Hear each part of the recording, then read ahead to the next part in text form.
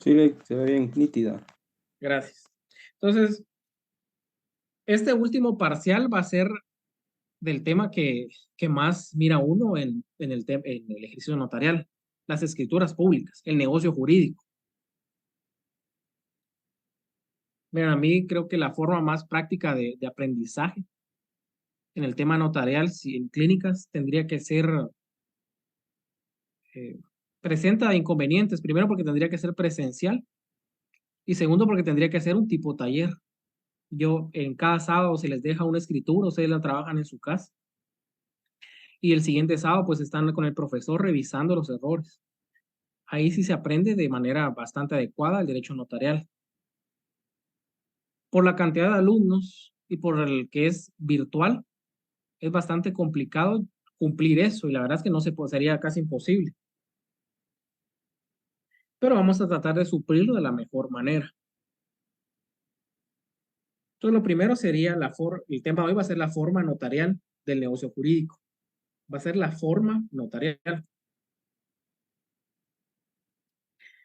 Y tenemos al negocio jurídico. En derecho civil ustedes reciben un semestre completo de solo derecho de obligaciones. Creo que es el último de civil que reciben derecho de obligaciones. Es un tema bien complicado, bien extenso, y que inclusive viéndolo un semestre completo, solo obligaciones, uno no logra entender todo. E inclusive maestros como el doctor Vladimir Aguilar, que son expertos en la materia, tratan esos temas con mucho respeto. Entonces, ahorita solo los vamos a ver, pero no vamos a adentrar mucho en el tema. ¿Qué es el negocio jurídico? Es un acto integrado por una o varias declaraciones de voluntad privada dirigidas a la producción de un determinado efecto jurídico y a las que el derecho objetivo reconoce como base del mismo, cumpliendo los requisitos y dentro de los límites que el propio ordenamiento establece. En palabras sencillas, es la autonomía de la voluntad que disciplina relaciones. Usted al ser mayor de edad ya tiene esa independencia, esa capacidad de poder decidir sobre su vida civil y ya puede contratar, ya puede hacer declaraciones de voluntad que le generen derechos y también obligaciones. Pero también para entender el negocio jurídico hay que comprender que hay una diferencia entre un hecho jurídico y un acto jurídico. En el hecho jurídico son causas naturales donde no existe la voluntad de las personas, el nacimiento, la muerte. Si bien un hecho jurídico sí tiene efectos jurídicos, no es gracias a la autonomía de la voluntad. En cambio, en el acto jurídico, donde sí existe esa voluntad de la persona y crea relaciones jurídicas, aquí sí estamos hablando totalmente del negocio jurídico, la autonomía de la voluntad. Usted a los 18 ya tiene el discernimiento, en teoría, de poder contratar, de poder obligarse. En teoría, porque hay veces que a los 18 años no se tiene tanta capacidad. Y nos vamos al artículo 1251 del Código Civil, que regula que el negocio jurídico requiere para su validez capacidad legal del sujeto que declara su voluntad. Aquí en temas civiles hablamos de capacidad de ejercicio, 18 años. Aquí no cabe la capacidad relativa. Aquí para que usted contrate tiene que tener la capacidad de ejercicio para contratar.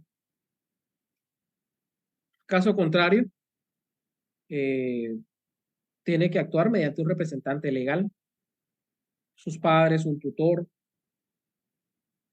pero también dice un consentimiento que no adolezca de vicio, es decir, que no haya error, dolos y violencia. Y en el tema notarial, ¿cuál es la manera de que se constituye el consentimiento? A través de la firma del o los otorgantes. Ese es el consentimiento para nosotros como notarios, la firma de la persona. Y esa firma no puede estar precedida de un error, de violencia, de dolo.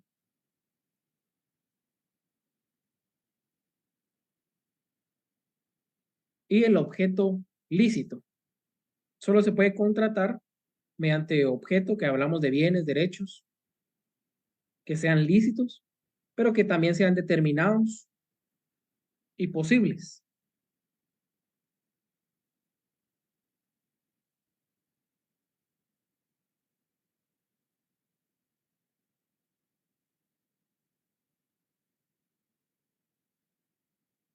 Y nos vamos al tema de negocios jurídicos condicionales. Esto creo que me lo preguntaron en esta clase, el negocio jurídico condicional, el 1269.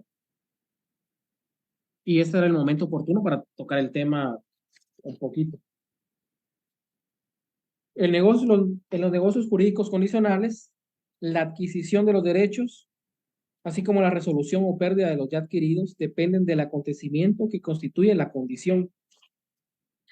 Y doctrinariamente existen dos clases de condiciones, una condición suspensiva y una condición resolutoria. ¿Y cuál es la diferencia entre una condición suspensiva y resolutoria? Primero tenemos que entender que esa condición es un hecho futuro e incierto. Es un hecho que está pensando para más adelante, pero que puede o no puede suceder.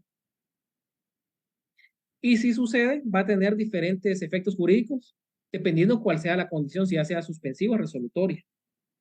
En la condición suspensiva nace la vida jurídica hasta que se materialice la condición. El ejemplo más práctico es un arrendamiento.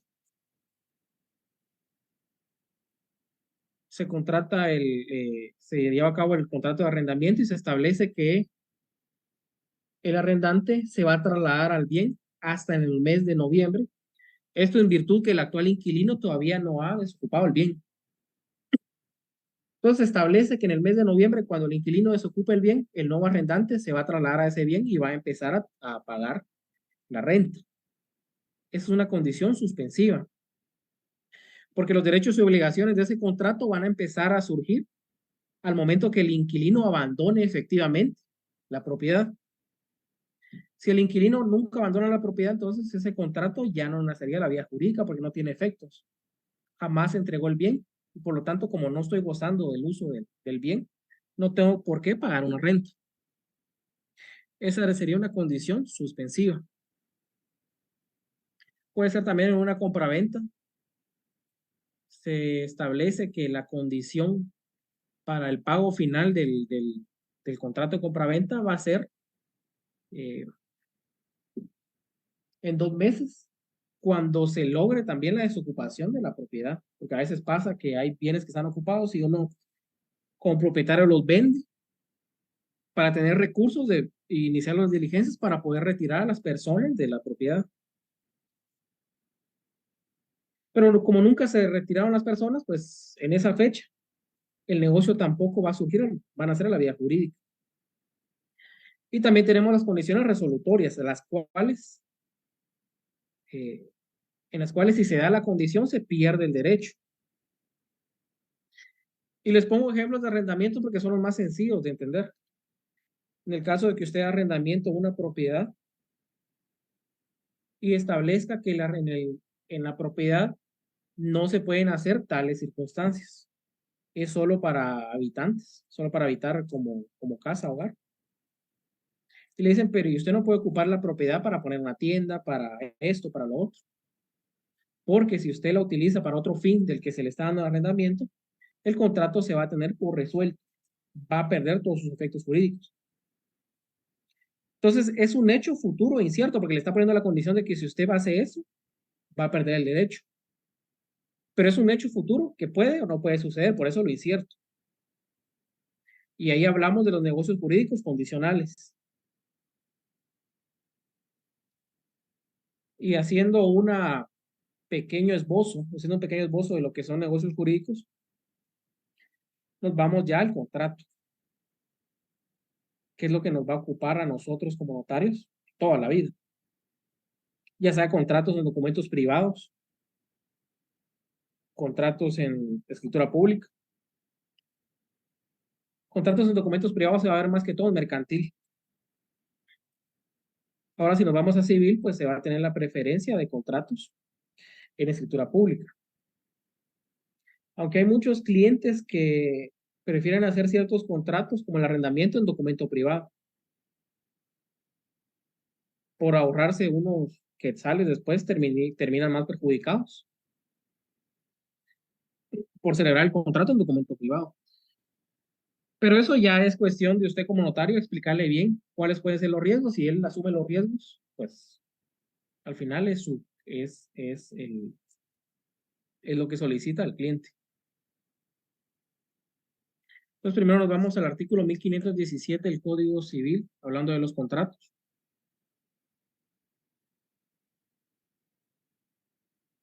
Hay contrato cuando dos o más personas convienen en crear, modificar o extinguir una obligación. Y ahí lo importante es tomar en cuenta que tienen que ser por lo menos dos personas las que celebren ese negocio jurídico para que sea un contrato. Dos personas. Y pueden crear, modificar o extinguir obligaciones. Pueden crear a través de un reconocimiento de deuda. Pueden modificar o pueden extinguir. Y también el tratadista Manuel Osorio pues, nos da otra definición. Pacto o convenio entre partes que se obligan sobre materia o cosa determinada y a cuyo cumplimiento pueden ser compelidas, es decir, pueden ser obligadas. Por eso una de las fuentes de las obligaciones son los contratos.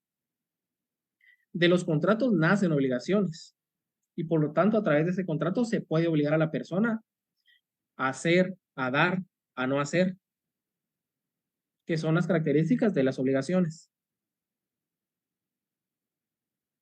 Y si nos vamos a la forma de los contratos de 1574, toda persona puede, solo permítame un momento.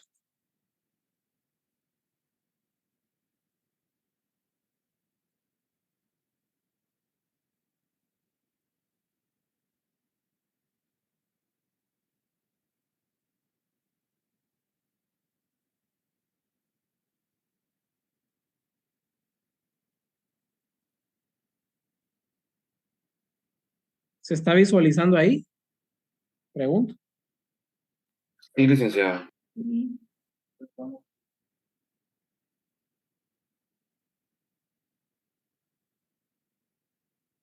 las personas se pueden obligar de la siguiente forma. Por escritura pública, que es la que nosotros más vamos a trabajar, por documento privado, pero ojo, también por documento privado como notarios podemos trabajar, legalizando las firmas en los documentos privados. Y por supuesto, ese documento privado, uno también lo redacta. No significa que porque sea privado las partes lo redactan a su gusto, ¿no? El notario es el que también lo redacta. Aunque legalmente solo guarda responsabilidad por la legalización de firmas. Ahora, por el contenido del contrato, no hay ninguna responsabilidad por eso. Por correspondencia y verbalmente. Pero eso verbalmente tiene sus excepciones, 300 quetzales cuando es civil. Si es más de 300, tiene que ser por escrito, si es civil. Si es más de 1000, tiene que ser por escrito, si es mercantil. Y también después tenemos los contratos formales y solemnes. En esos contratos formales ya hablamos de contratos que se tienen que hacer por escrito, por escritura pública. Pero la diferencia entre un contrato formal y un solemne es que el contrato formal, cuando no se hace en escritura pública, sí tiene efectos jurídicos. Aunque uno de sus efectos sea obligar a la persona que otorgue la escritura pública, pero sí tiene efectos.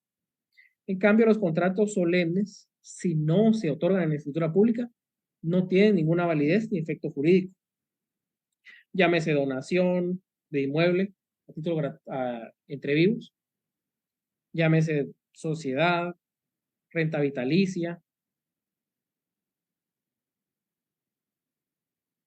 Esos son contratos que si no se otorgan en escritura pública no tienen ninguna validez. Y por eso es la solemnidad que la misma ley califica en ese tipo de contratos. Una compraventa de un arma de fuego también es solemne, porque si no se otorga en escritura pública, no tiene ninguna validez la venta. Yo antes tenía un conocido que era notario que en documento privado hacía las compraventas de las armas de fuego. Por supuesto era un mal notario, porque siempre hacía eso. Y como lastimosamente también hay profesionales que le dan su asesoría, le cobran y después no hacen nada, o lo hacen mal. Y eso muchas veces da mala fama también a la profesión. Entonces, esta es la forma: por escrito, documento privado, por correspondencia y verbal. Y aquí tenemos los solemnes y los formales.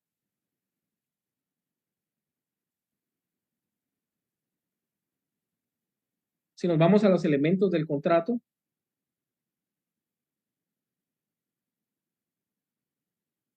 el propio Código Civil pues, nos regula que hay elementos como es el consentimiento y que en nuestro campo se perfecciona a través de la firma, el numeral 12 y el artículo 29 del Código Notariado.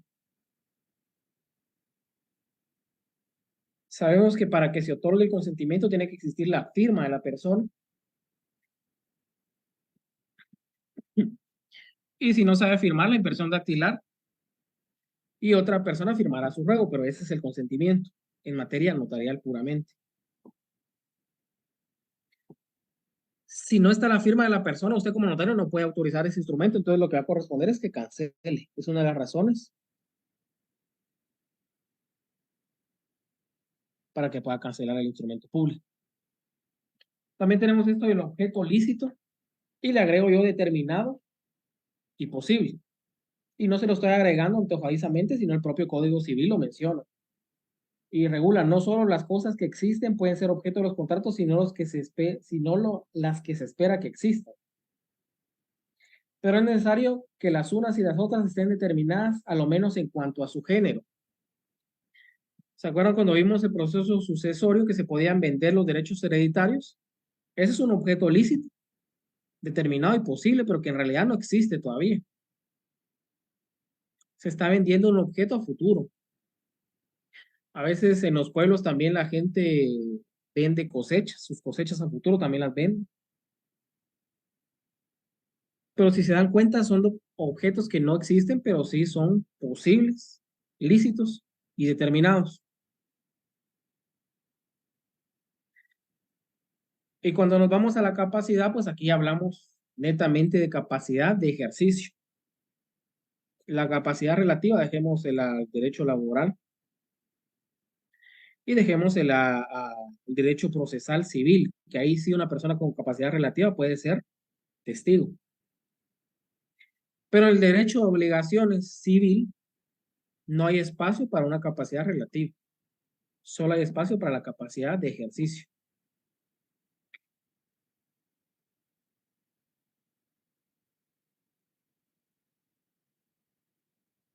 Y ahorita vamos con la división de los contratos. Esta división, por alguna razón, siempre surge en las preguntas cuando uno se lo enseña, porque se lo enseñan así como que corriendo, de por qué un contrato puede ser unilateral, si anteriormente vimos que el contrato es la declaración de dos o más personas. Pero cuando se habla de unilateralidad en un contrato, no se está hablando que solo una persona comparezca al contrato. Lo que se está hablando es que solo a uno de los comparecientes le va a pesar una obligación, solo a uno. Un ejemplo, ahí están los artículos. La promesa unilateral o también llamada opción. En una promesa, los promitentes se prometen primero a alguien que va a vender y el otro que va a comprar. El que va a vender, pues la obligación es venderle en ese plazo y el que va a comprar en ese plazo. Y a veces dejan arras para indemnizar si no compran. Entonces, te doy esta cantidad y si no te compro en esa fecha, te las quedas porque es una compensación por no haberte comprado. Pero ahí están obligados los dos, uno a vender y otro a comprar. Pero ¿qué pasa con la opción? En la opción, solo el vendedor es el que está obligándose a mantener la opción de venta. Te dice, mira, en 2 años te doy la opción de que puedas comprar esta casa.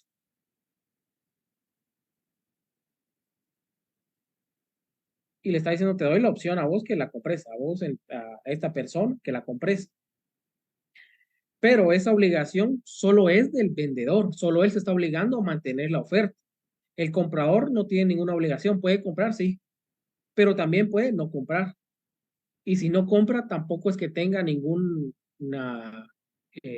resultado adverso, ninguna obligación que tenga que responder por no haber comprado. Entonces, esa es la diferencia entre en la unilateralidad y la bilateralidad. También tenemos el comodato. En el comodato una persona entrega gratuitamente un bien a otra persona para que ésta haga uso de él. Es como un arrendamiento, solo que ahí no hay el pago de renta. Entonces, al final, el único que tiene obligación ahí es el que está, el comodatario. ¿Y cuál es su obligación? Solo mantener eh, en buenas condiciones el bien que se le dio.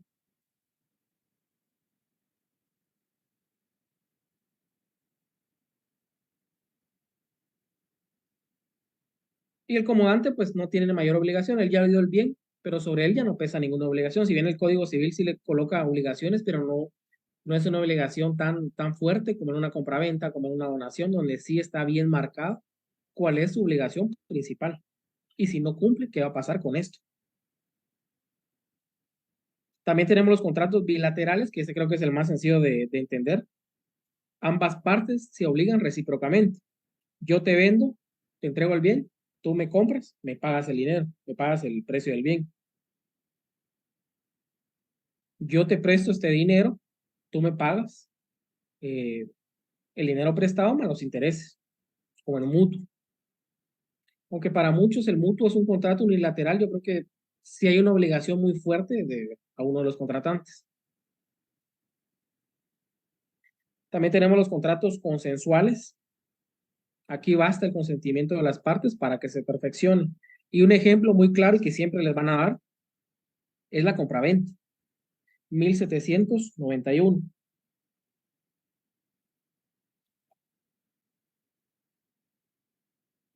Y regula, el contrato de compraventa queda entre las partes desde el momento en que convienen en la cosa y en el precio, aunque ni la una ni la otra se han entregado. Queda prohibido el pacto de retroventa. Entonces, ojo, hay que tener cuidado con las compraventas, porque la compraventa se perfecciona cuando se firma el documento como tal, no a la entrega del dinero, no con la entrega de la cosa, es con la firma del documento. Sucedió hace poco de un caso donde el hijo le dijo al papá que le iba a pagar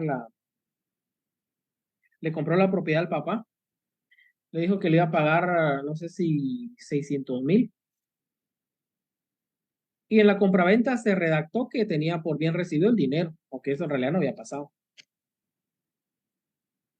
Pero como la compraventa se perfeccionó desde que firmaron ambos, solo firmó el señor y a las horas ya habían presentado el testimonio de la parte interesada en el registro de la propiedad. Y se inscribió a nombre del hijo del señor. Entonces, esto es lo que pasa con este tipo de contratos, que no es necesaria la entrega.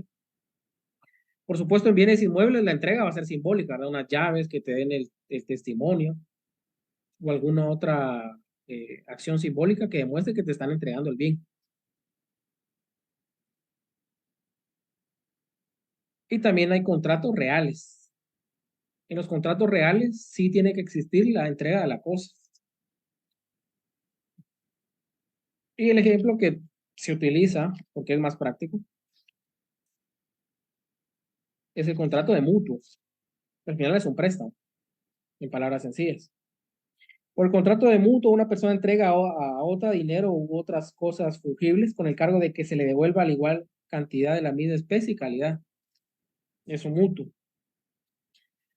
Pero es real porque yo no voy a, yo deudor, no puedo empezar a pagar mi deuda si no tengo el crédito a mi nombre, si no tengo el dinero ya a la mano. Entonces, por eso es real. Empieza a surgir efectos desde que me entregan a mí el dinero y yo ya tengo la obligación de ir pagando mensualmente. o de la forma que acordamos para el pago del mutuo. Están también las principales y accesorias. Las principales pues subsisten por sí mismas y las accesorias necesitan otro contrato para subsistir.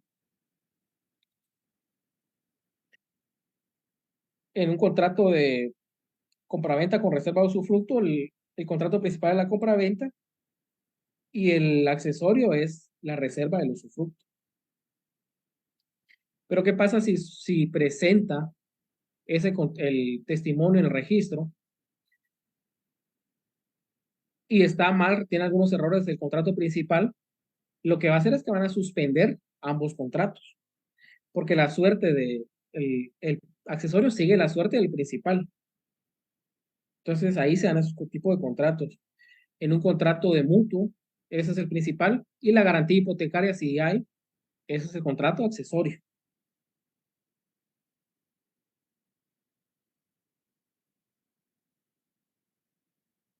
Mario Alfonso, dígame.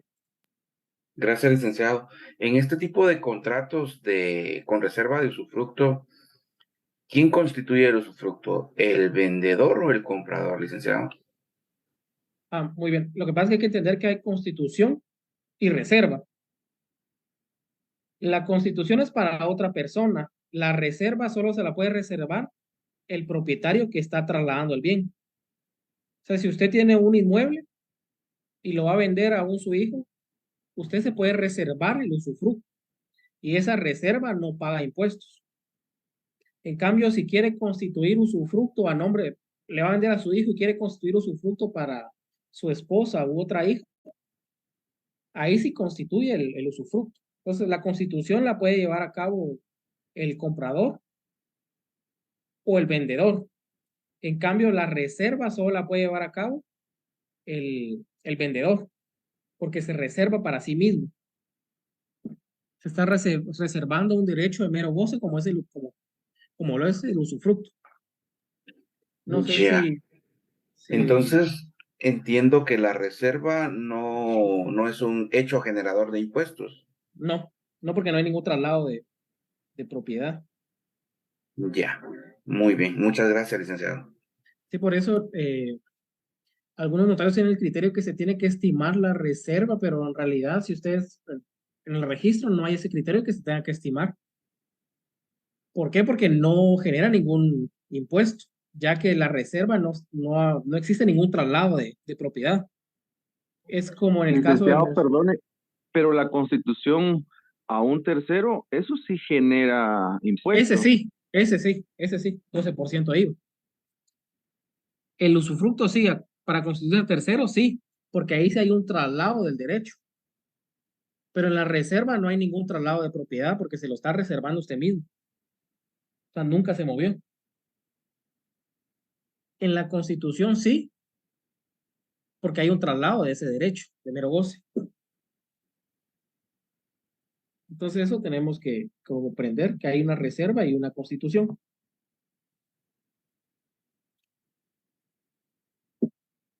Entonces, vamos a seguir con la clase.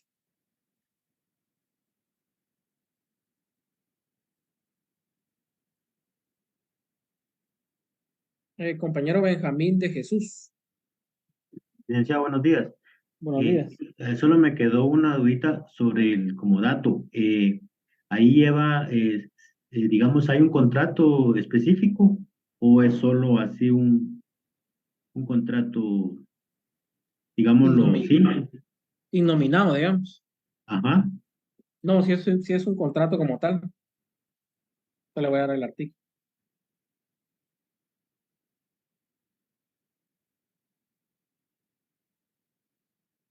Aquí no tengo a la mano aquí. Artículo 1957 del Código Civil. Muchas Aquí gracias. también lo tengo Ah, señalado. sí, sí, ahí está, gracias. Ese es el comodato.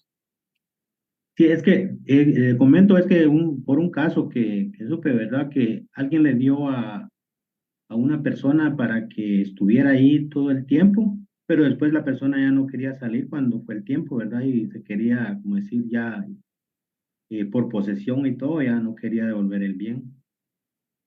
Pero el comodato solo funciona en bienes muebles. Son los muebles. En inmuebles hay, entiendo, sí, en entiendo. inmuebles hay otras formas, está el arrendamiento, está un usufructo.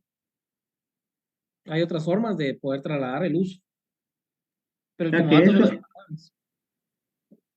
esto aplicaría, digamos, en vehículos o algo así, ¿verdad? Sí, en vehículos es uso práctico el comodato. Pero es gratuito, esa es la cuestión, es gratuito.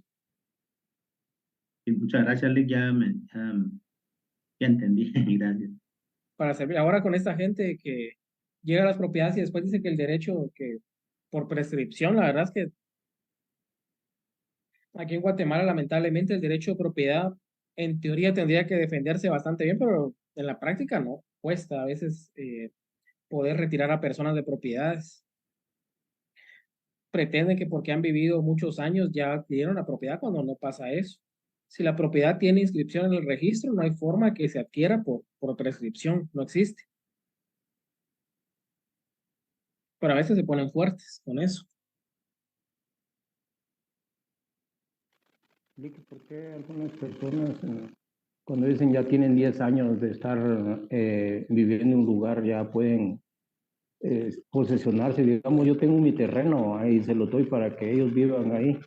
Y han estado ahí en ese terreno durante 10 días, perdón, durante 10 años. Entonces ya empiezan ellos con eso de que ya la propiedad ya de ellos, porque ya tienen 10 años de estar viviendo en eso, ya construyeron y todo eso, pero mientras que yo solo les di el terreno para que hicieran su champita y ahí medio vivieran, ¿verdad?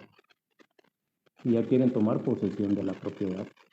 Mira, eso pasa bastante y el problema es que en lo civil es bien tardado llevar a cabo esas desocupaciones en la vía sumaria. Y cuando uno se va al MP a presentar por la ocupación, por la usurpación, mejor dicho, a veces, muchas veces desestiman las denuncias, las archivan rápidamente.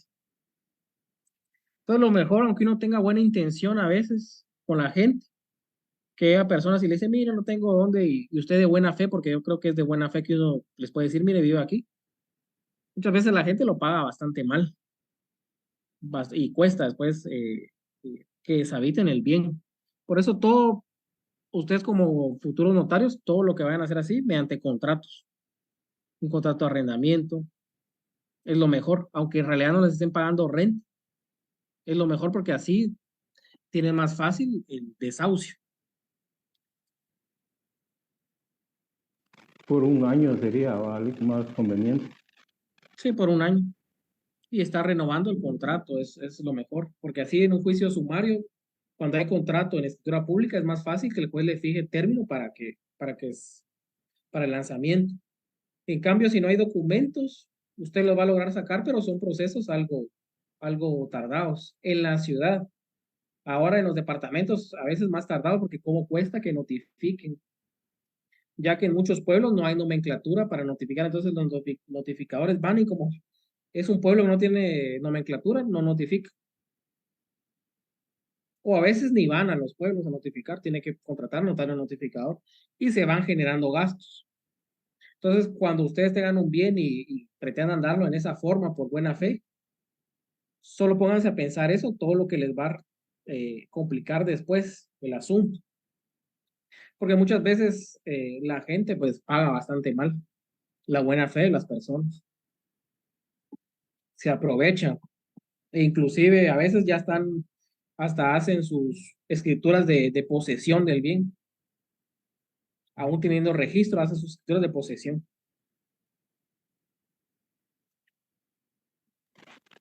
Tenemos los contratos también onerosos.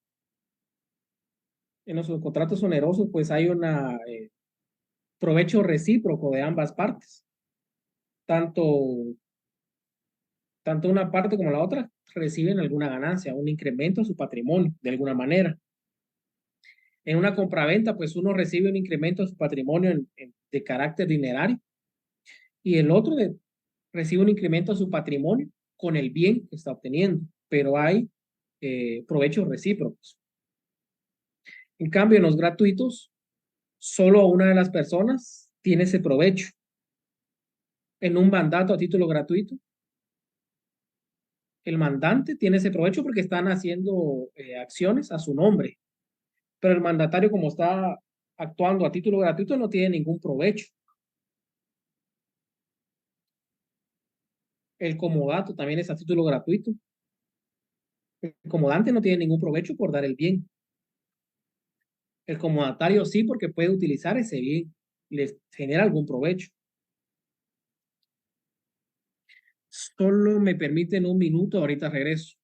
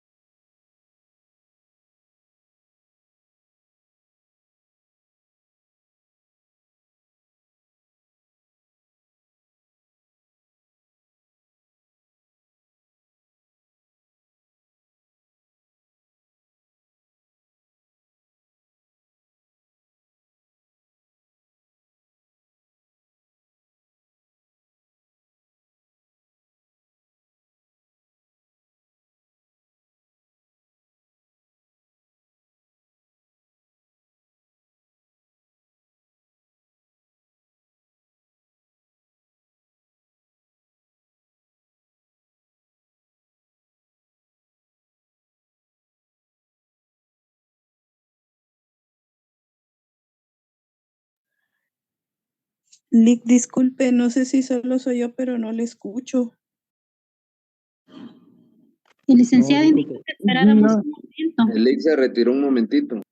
sí fue al baño. Gracias, compañeros.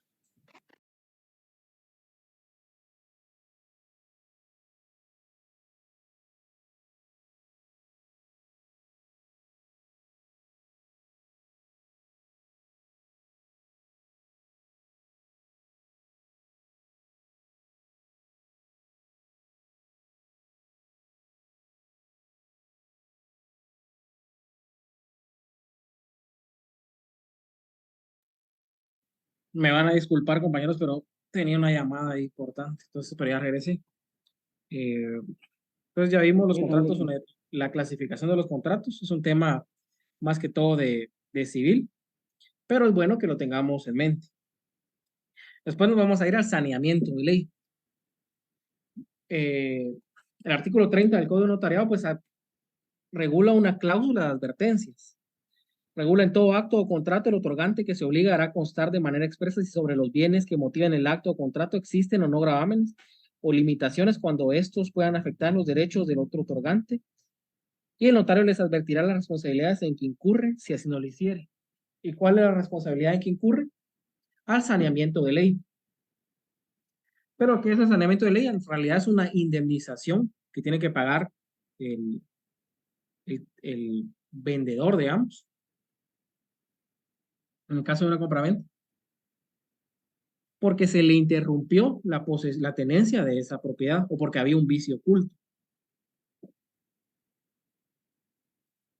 Aquí tenemos dos clases de saneamiento. El artículo 1543 regula el enajenante está sujeto al saneamiento por evicción o por vicios ocultos en todo contrato oneroso en que se transfiere la propiedad, la posesión, el uso, goce o disfrute de una cosa. Entonces, al final, esto es una indemnización. ¿Qué pasa? Que puede ser que a usted como notario lo contraten para una compraventa. Lo contrata el comprador, porque el comprador es el que dispone al notario, al que propone, mejor dicho, al notario. Pero usted como notario no hizo la investigación adecuada de la finca y al momento de redactarse la escritura pública, el vendedor le dice que sobre el bien no pesa ningún gravamen o limitación. Y se va al registro, se inscribe en el registro. Al tiempo, cuando ya el propietario del bien está gozando de su propiedad, que era su sueño adquirir ese inmueble, ¿verdad? Le da una notificación de un juzgado, donde dice que esa propiedad se acaba de anotar en el registro de la propiedad, porque se está llevando un juicio ejecutivo en contra de la persona que le vendió la propiedad.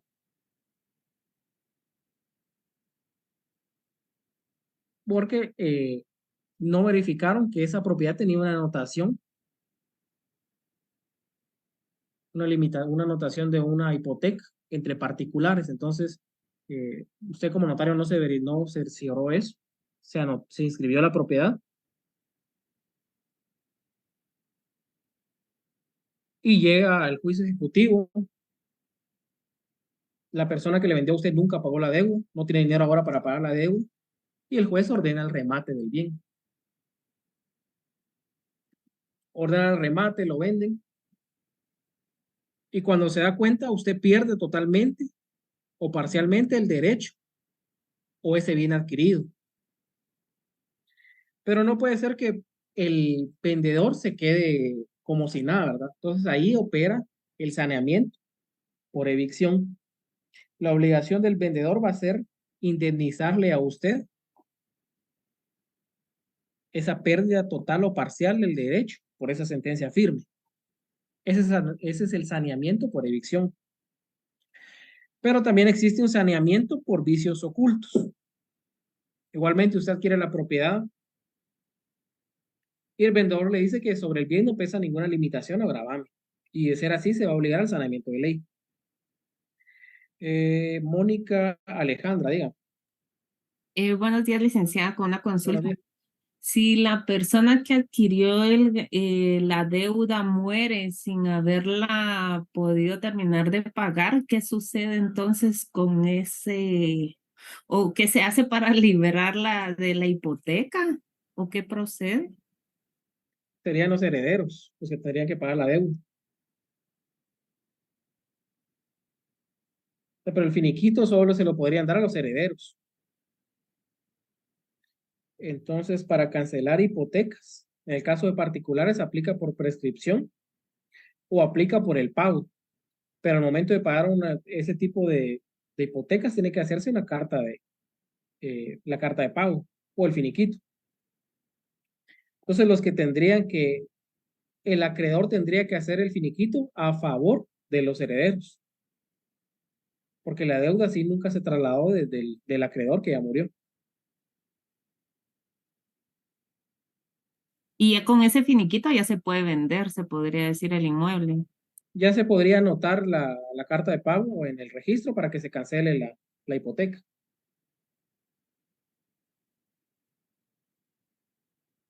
Y ya Ok, no haya ningún gracias. problema después. Por eso les pongo el ejemplo de hipotecas entre particulares, porque de banco sí ya es otro, ahí no puede inscribirse si no la autorización del banco para que se vuelva a hipotecar y para que ocupe otro lugar. Compañero Enrique García, diga. Sí, licenciado, perdone, esa cláusula de saneamiento tiene que ir en toda escritura cuando estamos hablando de un bien inmueble. Cuando hablamos de enajenar un bien, o sea, enajenar es vender, donar, trasladar un bien. No necesariamente que sea un bien inmueble, puede ser también mueble. Gracias, Lick. Porque puede ser también por evicción o por vicios ocultos. Usted compra un carro y cuando se da cuenta el carro, él lo compró por estas condiciones y cuando se da cuenta el carro tenía un overhaul, entonces ya no va a ser el mismo valor que tenía antes. Entonces ese es un vicio oculto del bien. Y usted le va a solicitar la indemnización por ese vicio oculto o también le puede solicitar que rescindan el contrato, si es que hicieron el contrato del automóvil en documento, escritura pública, ¿no? O en documento privado. Porque el Gracias, Lick. ejemplo, para servirle el ejemplo de los vicios ocultos, también puede ser que compró otra vez el bien, otro bien inmueble, porque les pongo más inmuebles porque es un poquito más fácil de comprender y más práctico. Compra un bien. Usted siempre tuvo el sueño de comprar esa propiedad, es una propiedad de 100 metros cuadrados. La adquiere, va a construir una casa en un lado de la propiedad, en una parte de la propiedad, y cuando quiere construir, llegan sus vecinos, le dicen, no, mire, pero ahí donde nosotros pasamos. Y usted le dice, mire, pues ustedes han pasado ahí, pero esa parte es de mi propiedad, entonces yo voy a empezar a construir. Después se da cuenta que sobre esa parte donde los vecinos pasan, sí hay una servidumbre de paso debidamente constituida y es un gravamen de la propiedad que usted adquirió.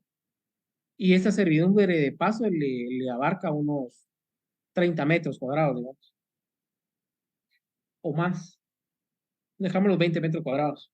Entonces usted compró la propiedad creyendo que estaba adquiriendo 100 metros cuadrados, cuando ahora le tiene que restar 20 metros cuadrados, es decir, 80 metros lo que usted compró. Y le compró al vendedor pensando eso, que le está comprando una propiedad de 100 metros, sin saber que tiene ese gravamen. Entonces ahí también funcionan los vicios, ahí funciona por vicios ocultos.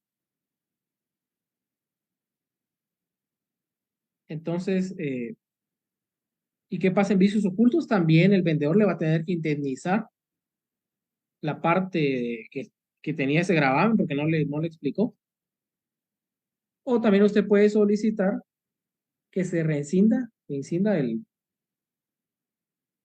el contrato. Tiene esas dos opciones. Por supuesto, puede ser una rescisión voluntaria en otra escritura pública complementaria o puede ser una rescisión en una vía sumaria si el vendedor ya no quiere rescindir el contrato. Entonces, cuando ustedes lean la palabra saneamiento en una escritura pública, a eso se está refiriendo, a indemnizar si hay alguno de esos dos problemas en la propiedad. Mario Alfonso Cardona, no sé si levantó la mano.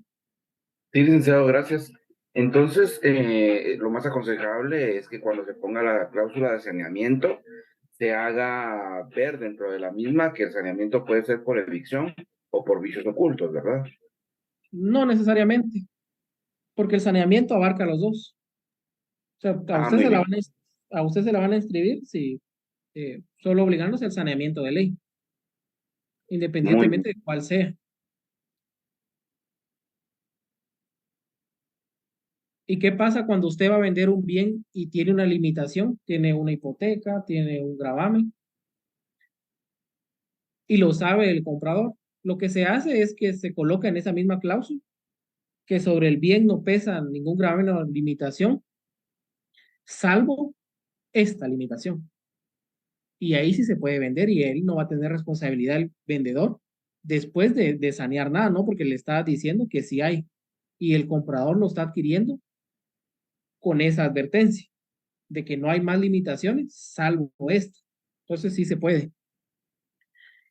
Y ahí el vendedor también se está lavando las manos porque te está diciendo, mira, te voy a vender, pero esto va con este problema.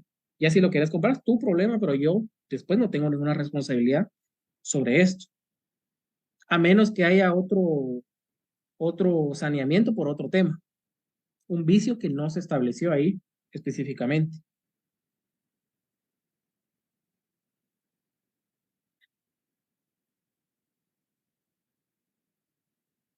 Entonces, ya vimos la división de los contratos, la forma de los contratos. Ahora vamos con la forma notarial. Para que ustedes empiecen a redactar sus contratos, para que ustedes le redacten un contrato a un cliente, una escritura pública. ¿Qué es lo que consideran que tienen que hacer en primer lugar? Si es el protocolo. O sea, suena tonto, pero es lógica la respuesta. ¿Qué es lo primero que tendrían que hacer para empezar a redactar? En mi opinión, tendríamos que tener todos los documentos acreditativos y los de identificación de los otorgantes, y si son necesarios los testigos o no, o si son personas de nuestro conocimiento, o sea, toda una investigación del hecho para poderle dar la forma dentro del instrumento, ¿verdad? Pero, ¿cuál sería lo primero administrativamente que tendría que hacer? Si es una compraventa, pues hacer una investigación de la propiedad. Y si nos vamos al artículo 11 del Código Notarial, Los notarios pagarán en la tesorería. o sea, lo primero que tienen que hacer es pagar su derecho a protocolo. O sea, suena tonto, pero eso es lo primero que tienen que hacer. Lo puede pagar en enero, cualquier otro mes o en diciembre, lo que se hace generalmente. Pagar el derecho de apertura a protocolo. Eso es lo primero que tiene que hacer usted como notario, pagar su apertura de protocolo. Porque si no paga la apertura, no tendría por qué estar redactando ningún instrumento público. Y si bien es cierto, son cuestiones administrativas, sí le pueden atraer problemas a su cliente porque usted no está autorizado para aperturar el protocolo, no pagó la apertura. Entonces, eso sería lo primero que tendría que hacer administrativamente y prácticamente. O sea, usted como notario, antes de ponerse a llevar a cabo el contrato, tiene que ver si tiene protocolo para redactar y si ya pagó la apertura del protocolo. Porque si no ha hecho eso, no podría redactar. Hay un libro que no estoy seguro de quién es el autor, que habla de que si uno como notario paga el derecho de apertura, pero si después no redacta ningún instrumento público, no nace la vida jurídica, las obligaciones notariales. Pero eso está completamente equivocado. Si usted paga el derecho de apertura y después no redacta nada y no presenta ningún aviso de que no redactó, lo van a inhabilitar en el archivo.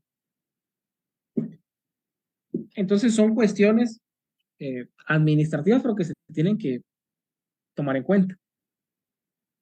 Entonces, primero tiene que pagar la apertura del protocolo y segundo, adquirir el protocolo donde va a redactar los instrumentos públicos.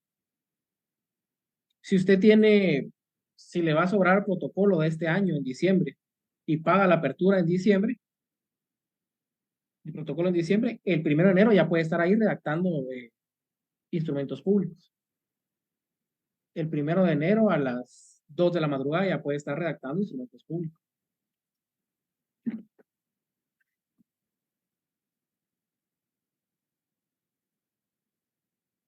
Y nos vamos también al artículo 12 del Código de Notariado. Licenciado, Dígame. tengo una duda. Si le sobró, por ejemplo, hojas del protocolo del año anterior, por ejemplo, que me sobren este año, el otro año ya no pago esa apertura porque ya la pagué, ¿no? No, porque pagó la apertura del protocolo, pero las hojas es donde redacta el protocolo. Entonces, para que esas hojas que usted tiene actualmente, solo las podría utilizar el año que pagó. Pero como ya finalizó el año, tiene que volver a pagar la apertura del protocolo y ya puede utilizar esas hojas que le sobraron para el siguiente año. Aunque no compre más hojas. No, aunque no compre más hojas. Muy bien. Porque es una cuestión administrativa del Archivo General de Protocolos. Pues, gracias, licenciado. Y que, por cierto, cuando ya estén ejerciendo el notariado y tienen cuidado con prestar las hojas de protocolo. Porque recuérdense que en la SAT, cuando ustedes adquieren las hojas, esas hojas son adquiridas por usted. Entonces hay gente que presta su protocolo, viene alguien más y sobre ese protocolo redacta sus,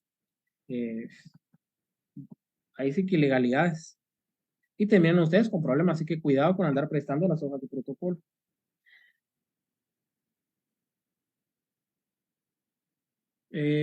La persona que levantó la mano, por favor.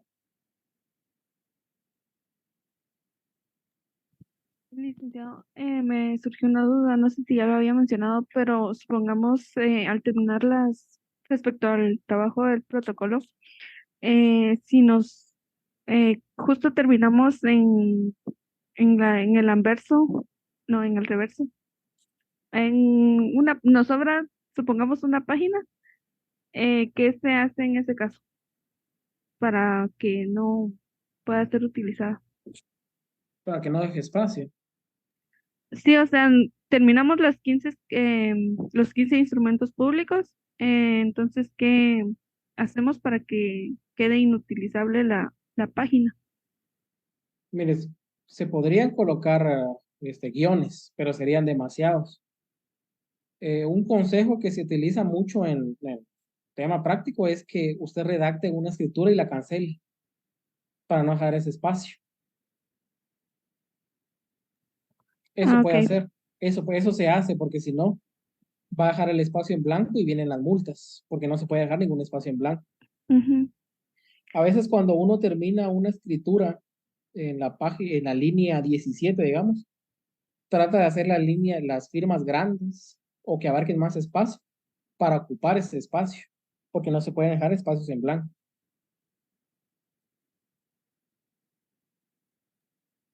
Ok, gracias, licenciado. Para servirle, también podrían hacer la razón de cierre, pero como la razón de cierre es muy corta, no les ocuparía tanto espacio. Entonces una razón de cierre, 3 líneas y mucho. Entonces podrían hacer eso cancelados pero lo que no pueden hacer es dejar en blanco eso. O los guiones, pero los guiones se miraría muy mal. Entonces, como recomendación para cuando ustedes estén apurados algún día en su ejercicio profesional y les pase eso, hagan eso. Pero son temas que se van aprendiendo ya con los años, ¿verdad?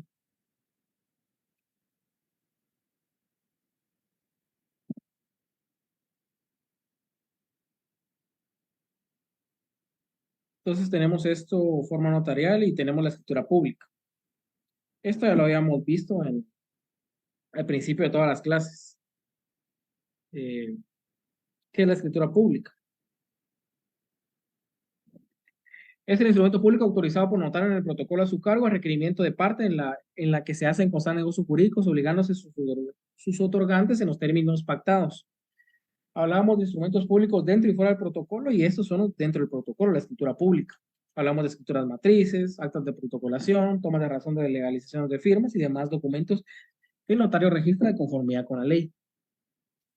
¿Qué clases de escrituras públicas tenemos? Tenemos principales, complementarias o canceladas. Las principales pues son de cualquier contrato o documento que usted vaya a realizar en el protocolo. Pueden ser convenios también. A veces se hacen convenios de alimentos en el protocolo y se pueden hacer, no hay ningún problema. Un reconocimiento de deuda se puede hacer en el protocolo. Un contrato de arrendamiento. Esa es una escritura principal. Todo el negocio jurídico se está discutiendo en esa escritura. Las accesorias vienen a complementar la principal. Puede ser que usted se confundió en requisitos no solemnes, como puede ser, no le colocó la edad a la persona, entonces podría otorgar una escritura de ampliación que es complementaria para esa escritura principal. Puede ser en el ejemplo que les di anterior, que el nuevo propietario descubre ese vicio oculto del bien y ya no quiere seguir siendo propietario, entonces realizan una escritura de rescisión de esa compraventa. Esa es una escritura accesoria.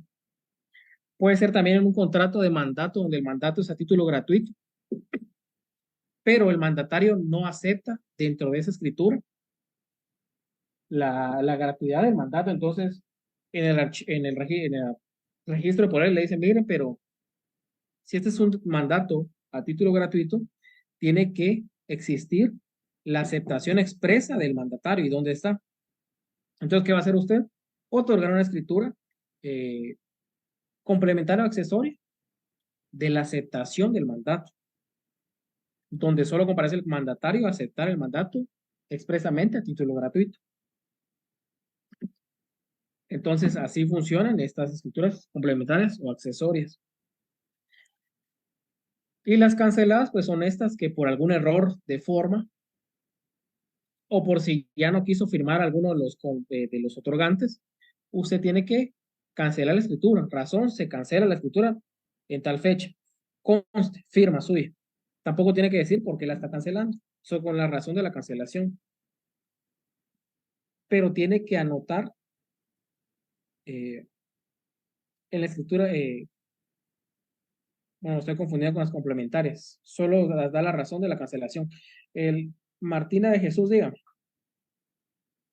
Licenciado, perdone, ¿el tema de la asistencia va a ser el negocio jurídico o tenemos otro? No, va a ser la forma. La forma notarial. La forma notarial. La forma notarial. Ah, bueno, muchas gracias, licenciado. Que ya casi es Pero otra cuestión, fíjense que algunos compañeros sí lo hicieron. En el grupo de WhatsApp, a ustedes se les ha mandado el link de las clases y ahí dice que es el link recurrente. Entonces, si en algún momento no se les envía el link, a ese link tienen que ingresar y es el de la clase. Va a ser el mismo siempre de la clase. Y ese mismo link va a ser el mismo de la asistencia siempre, solo que se activa a las 11:30 en este caso. Entonces, por si algún día se nos olvida mandar el link, porque a veces pasa, se pueden meter a ese link. Por supuesto, el día de clases y que hayan clases. Entonces, usted razona la escritura cancelada y nada más eso. La forma notarial es la palabra para la asistencia. El tema, mejor dicho, la palabra. El tema de la asistencia es la forma notarial.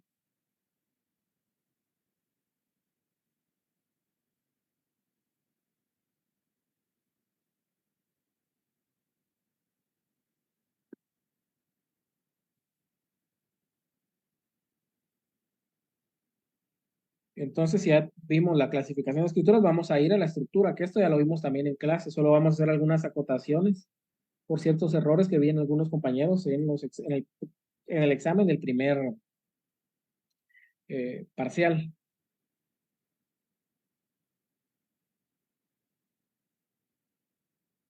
Si bien es cierto, la escritura es un único cuerpo, también la podemos dividir en estructura para un mejor estudio. Primero tenemos la introducción y en la introducción va el encabezamiento.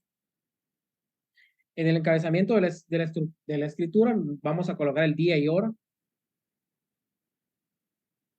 lugar, fecha, lugar y fecha. Aquí no, horas, perdón, aquí no ahora, me estoy confundiendo con el testamento. Y eso es lo que les iba a decir. En una de las preguntas del primer parcial o un laboratorio les coloqué cuál de esas escrituras tienen que llevar hora. Era únicamente el testamento. Las demás escrituras públicas no llevan hora, solo llevan lugar y fecha. Recuérdense de eso, solo lugar y fecha. Entonces, en el encabezamiento, que es la parte de la introducción, va a ir el número de orden de la escritura, puede ser la 1, la 2, la 3, la 4, la 5.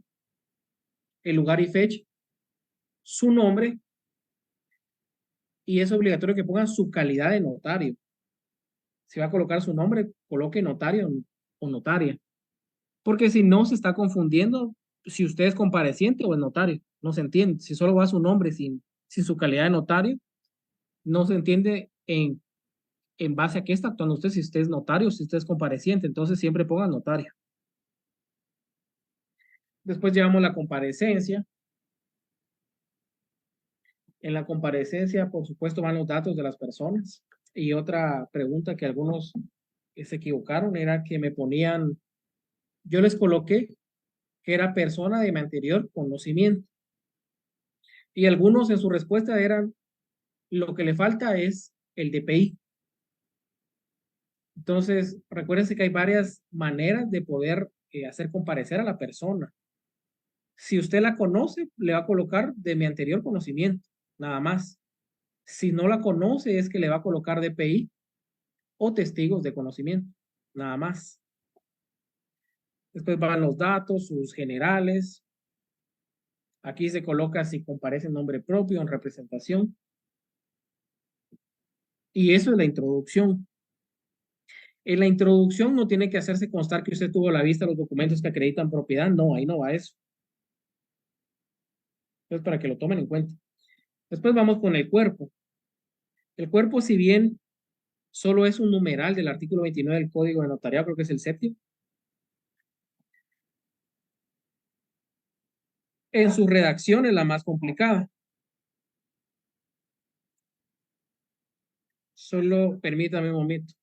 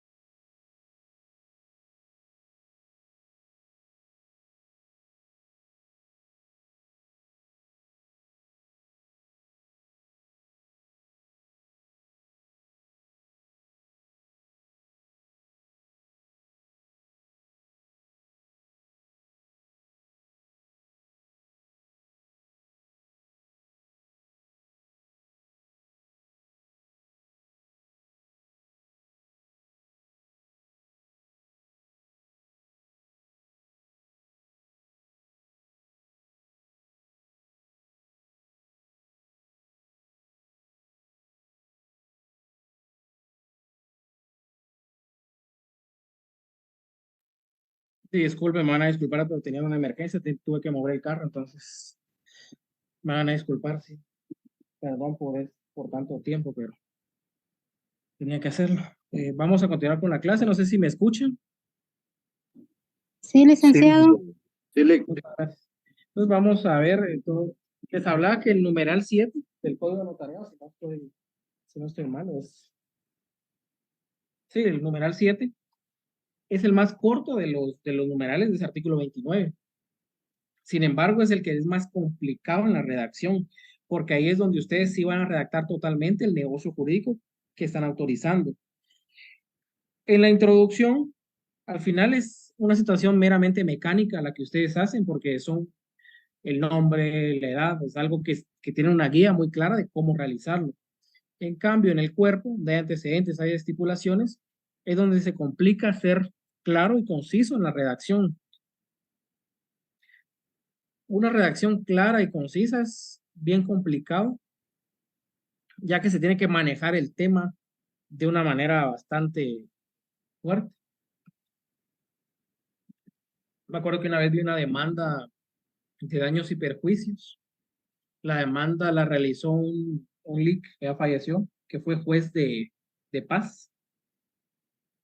Pero si ustedes hubieran visto esa demanda, era nada de que tu machote, de que tu minuta, no. Una redacción simple, una redacción clara. Y a eso es lo que uno como profesional tiene que visualizar. Llegar al punto de conocer tanto un tema, de redactar de manera fácil. Porque eso de redactar de manera fácil, no crean que es lo más sencillo del mundo. Uno entre más redacta es porque más dudas tiene de cierto tema. En cambio, cuando lo tiene bien dominado, va al punto, va al grano, es claro, conciso. Entonces, el tema del cuerpo a veces presenta más problemática por lo mismo, porque se necesita conocer bien la institución en una compraventa, en una donación, en un mandato. Se necesita tener conocimiento de lo que se está haciendo. En cambio, en una introducción o en un cierre, pues da pauta a que mecánicamente se puede hacer. Sabemos que van los nombres, sabemos que se tiene que calificar la representación, pero no da una dificultad muy grande. Cambio en la redacción, sí.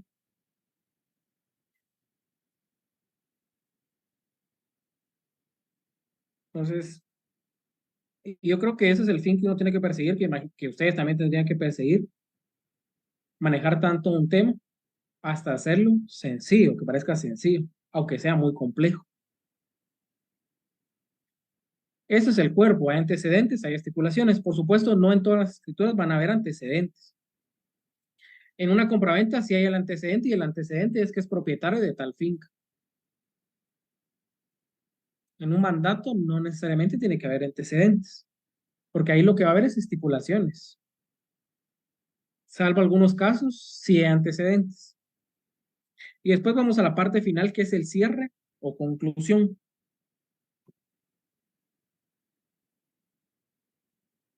Al igual que la introducción, se hace de una manera más mecánica. No representa tanta problemática para la redacción. Aquí es donde generalmente se da fe de haber tenido a la vista los documentos que acreditan la representación, de haber tenido a la vista los documentos personales de identificación, de haber leído el instrumento a los otorgantes, que la obligación de leer es del notario, no de los otorgantes.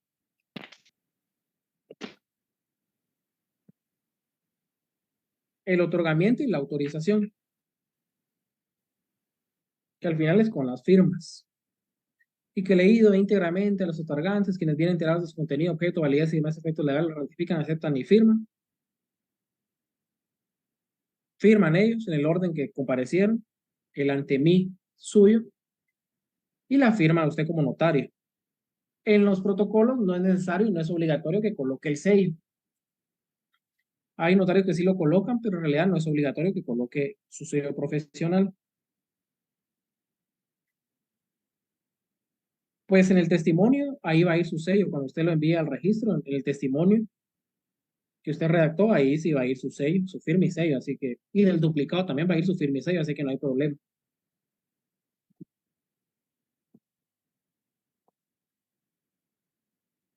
Entonces, ¿a qué es lo que quiero llegar con esta clase de hoy? En realidad fue más o menos un repaso de cosas que ya hemos visto, para que el próximo sábado ya podamos desarrollar los contratos en particular, hablando de su redacción, sus elementos, el impuesto, el testimonio. Y por supuesto que no vamos a ver todos los contratos civiles ni mercantiles, sería imposible en el tan poco tiempo que queda porque ya tenemos 30 de septiembre, es el último día del mes. Ya después viene octubre.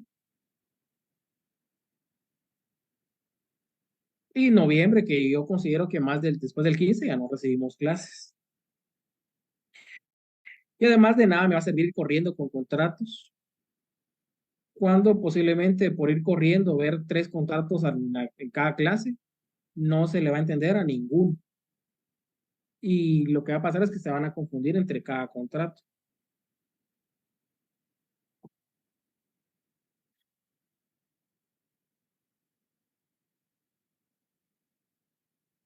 El tema es forma notarial. Que por cierto, en las primeras semanas de las finales de octubre y principios de noviembre, les voy a confirmar ya la fecha y lugar para ir a entrega del protocolo. Yo creo que va a ser el bufete de la zona 1, porque la universidad todavía se mira verde que habiliten el EPS.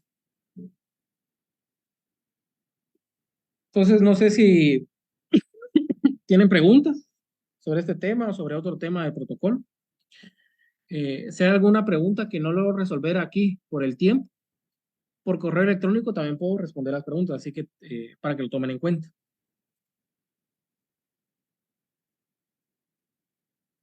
Gracias, Lick. Para servir. Entonces, si no hay otra pregunta, pues vamos a dar por finalizada la clase hoy. Licenciado, muy buenas tardes. Disculpe. Buenas tardes. Dígame.